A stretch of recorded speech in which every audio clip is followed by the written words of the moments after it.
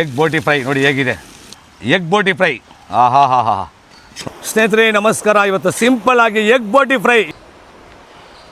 ಬೋಟಿನ 3 ಸಲ ತಣ್ಣೀರಲ್ಲಿ ಮತ್ತು ಬಿಸಿನೀರಲ್ಲಿ ಹಾಕಿ ನೋಡಿ ಕ್ಲೀನಾಗಿ ಬೋಟಿ ಹಾಕಿದ್ವಿ.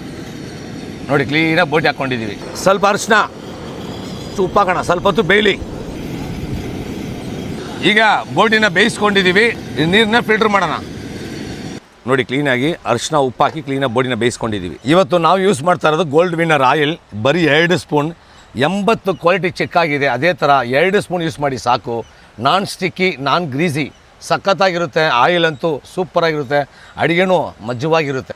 ಎಣ್ಣೆ ಬಿಸಿಯಾಗಿದೆ. ಈರುಳ್ಳಿ, ಸ್ವಲ್ಪ ಹಸಿಮೆಣಸಿನ್ಕಾಯಿ, ಸ್ವಲ್ಪ ಕರಿಬೇವು,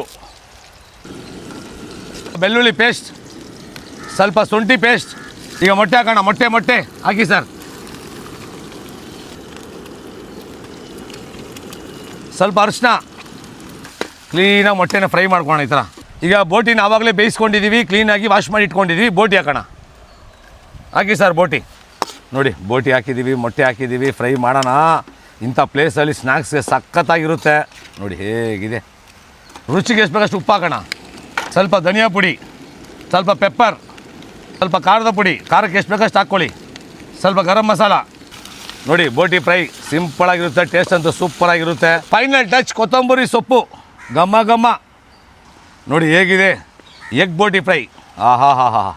ನೋಡಿ ಎಗ್ ಬೋಟಿ ಫ್ರೈ. ಸರ್ ಟೇಸ್ಟ್ ಮಾಡೋಣ? ಸರ್ ಮಾಡಿ ಸರ್ ಟೇಸ್ಟ್. ಸೂಪರ್ ಸರ್, ಸಖತ್ತಾಗಿದೆ. ಸ್ಟವ್ ಮುಂದೆ ನಿಂತಿರುವಾಗ ಲಬ್ಬಿಂದ ಕುಕ್ ಮಾಡಿ, ಸುಮಾರಾಗಿ ಅಡಿಗೆ ಸೂಪರಾಗಿರುತ್ತೆ. ಮಾಡ್ಕೊಳ್ಳಿ, ತಿನ್ಕೊಳ್ಳಿ, ಮಜಾ ಮಾಡಿ.